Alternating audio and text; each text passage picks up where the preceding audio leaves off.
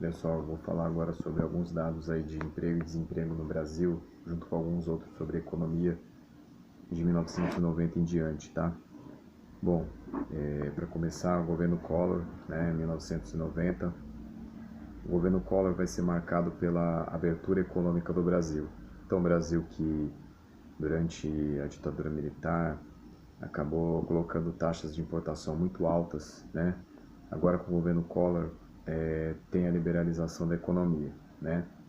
Bom, o Sarney também tinha continuado com esse fechamento da economia brasileira. Então, com a ideia neoliberal, o Collor ele acaba tendo essa ideia de livre fluxo de capitais e aí a ideia de que você tenha livre comércio, né? Então, o Brasil vai ser inundado com produtos importados aí no começo do século, no começo da década de 90. Bom, além disso, o governo Collor ele vai ser marcado também por privatizações, né? Começa no governo dele, vai isso prosseguir pelos governos seguintes, né? Principalmente o governo FHC. E aí, o governo Collor, além disso, tem um grande problema que é o seguinte, a hiperinflação. Então, a inflação com mais de 1000% ao ano, né? Uma inflação que já vinha alta no governo Sarney, já vinha alta no governo Geisel, governo Figueiredo, né, que foram os dois últimos militares a governar o Brasil. Então essa inflação estava muito alta. Isso aí acabava com o poder aquisitivo dos trabalhadores, né, enfim, dos empregados em geral, dos assalariados. Foi um grande problema no governo Collor. Dados sobre desemprego eles não são muito seguros porque o IBGE não tinha ainda pesquisa sobre isso, ela só vai começar em 92, né? Então, o governo Collor é marcado principalmente por essa questão da hiperinflação. Bom, o governo vai durar até 92, né? Em 92 ele acaba renunciando porque sofre um processo de impeachment, mas não vai até o final, né? Então, esse foi o governo Collor, basicamente. O governo seguinte é o governo do Itamar Franco, que era vice do Fernando Collor. O Itamar Franco ele vai pegar a inflação galopante, mas começa no governo dele a arquitetação para o Plano Real, né? Então, o Plano Real, que é a unidade real de valor, né, que vai se transformar no real ali mais para frente. Bom, qual era a ideia do Plano Real? A ideia de fazer equiparação do dólar com o real, para assim segurar o valor da moeda brasileira. Mas como fazer isso, né? Então, duas coisas. Primeira coisa, fazer com que o governo tivesse reservas de dólar no mercado e agisse vendendo ou comprando a moeda quando precisasse conter ou a alta ou a queda do real em relação ao dólar. Então, por exemplo, se o dólar valorizasse demais, o que o governo fazia? Vendia os dólares que ele tinha no mercado, né, para fazer a demanda pela moeda americana cair. Se, por exemplo, o dólar baixasse muito, né, então para não escapar a paridade, o que o governo fazia? Comprava dólares, né? Então o real chegou a ser mais valorizado que o dólar em alguns momentos, tá? Bom, e aí outra coisa era a questão de usar a taxa de juros para atrair capital externo. Então, manter uma taxa de juros alta, assim o governo atrairia esse capital externo, que viria em dólar, né?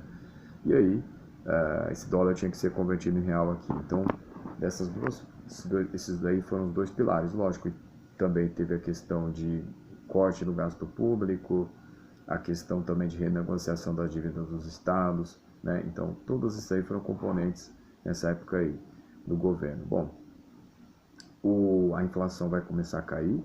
A inflação, quando chega o governo FHC, já está basicamente controlada. E aí o que vai acontecer é que o real vai ter um grande poder aquisitivo, então os assalariados no Brasil vão ter mais poder de compra, então isso vai melhorar economicamente a vida das pessoas, né? E aí, dessa forma, o governo FHC de 95 até 98, né, que aí é o sucessor do Itamar Franco, vai ter a aceitação popular, né? Então, vai ter uma grande aceitação, né, por causa dessa melhoria aí da questão econômica para a população em geral.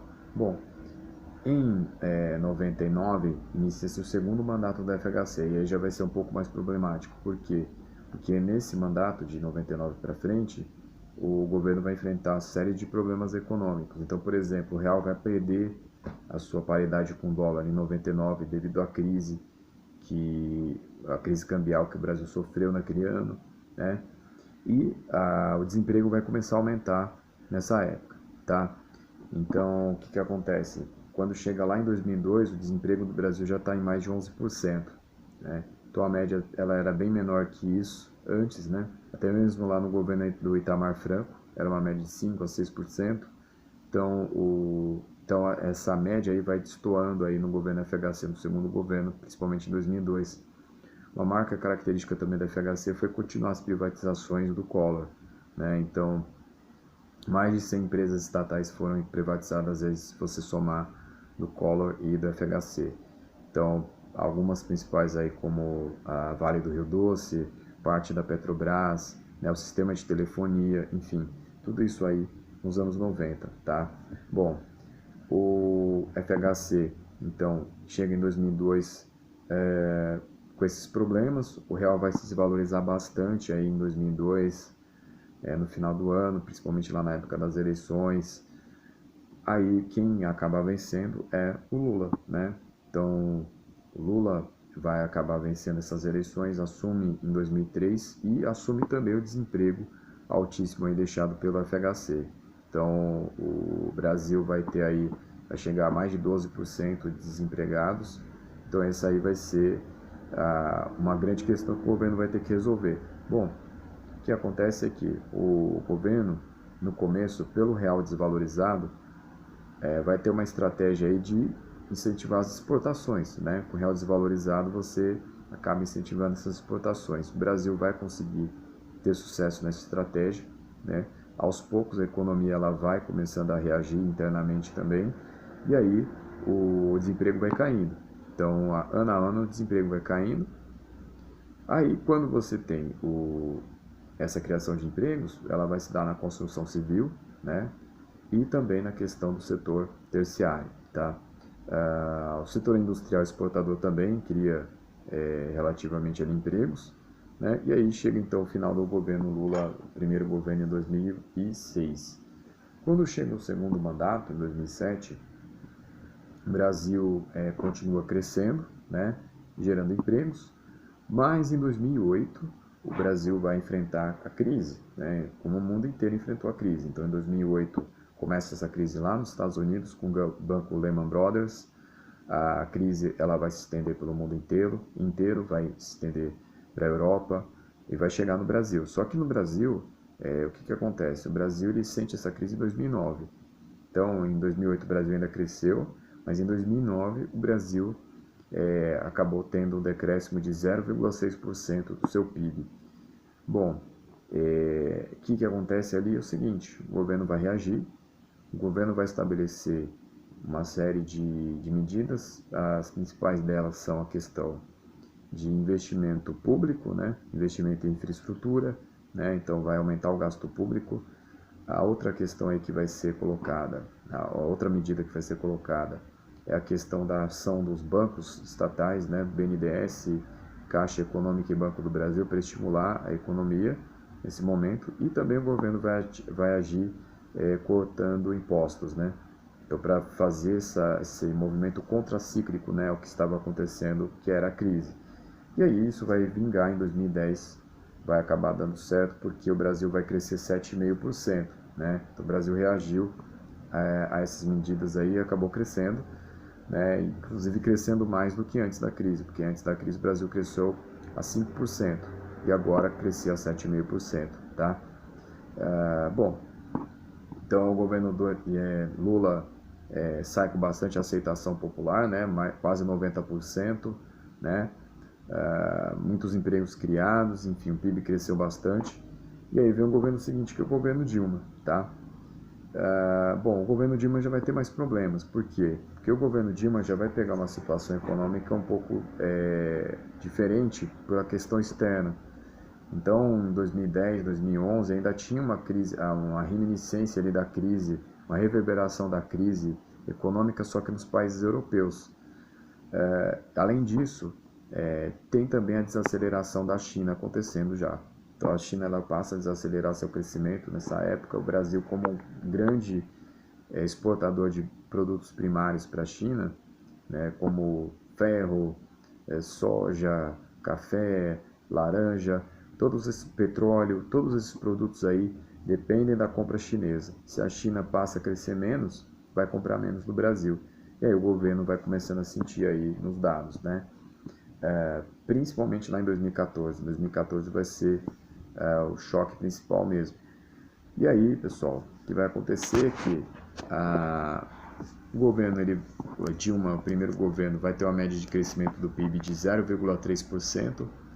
O segundo governo, né, em 2015 até em 2016, antes do afastamento devido ao impeachment, o Brasil cresce uma média de 0,1%, tá? Porém, se o crescimento do PIB foi baixo, na questão da geração de empregos não se pode falar a mesma coisa até pelo menos 2014, porque foi nesse ano de 2014 que o Brasil atingiu o recorde da criação da manutenção dos empregos, porque o Brasil teve 4,8% apenas de desempregados, né? Então foi o recorde do Brasil desde que o IBGE começou a medir esses dados em 92, né? Bom, o governo vai sair, o governo Dilma vai sofrer o impeachment, vai sair em 2016, né? E aí, quem era contra acabou chamando isso de golpe, quem não era contra chamou de impeachment mesmo, enfim, uma questão bastante polêmica até hoje. E aí quem assume o governo é o Michel Temer, que era vice, né, pelo PMDB. E aí o Michel Temer, né, vai tentar recuperar a economia, né, porque o PIB tinha caído pelo menos 3% em 2015 e 2016, né, 3% cada ano, mais alguns décimos aí. Então, assim, o Brasil perdeu praticamente 7% do seu PIB aí nos 2 anos de crise principais. E em 2017, o governo Temer vai conseguir fazer o PIB crescer um pouco aí, né?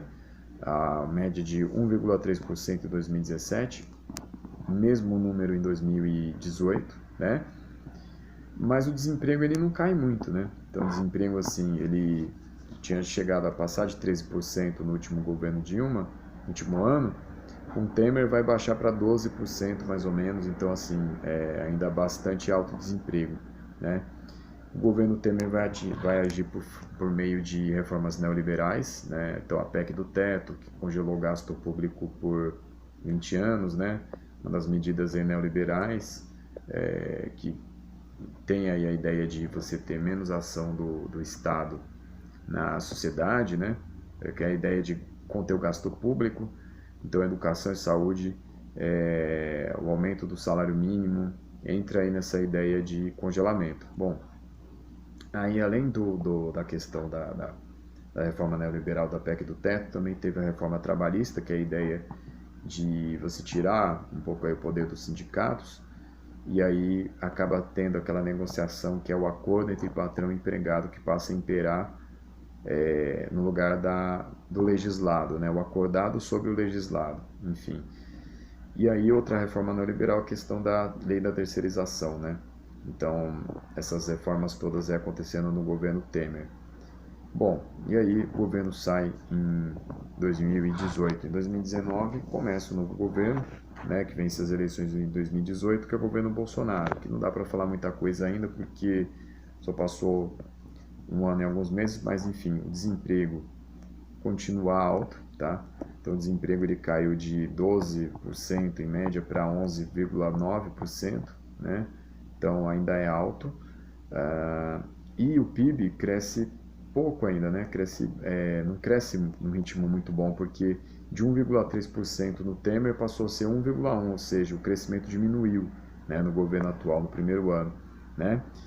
E além disso, um recorde de trabalhadores informais, né? Então, 41% de trabalhadores na informalidade no Brasil neste momento, né? Até 2019, né? Porque agora em 2020, né, com a crise do coronavírus, os impactos na economia, a gente não sabe ainda a dimensão real do que mudou, né? Do que aconteceu até aqui, né? A gente vai ficar sabendo aí provavelmente por esses tempos, né?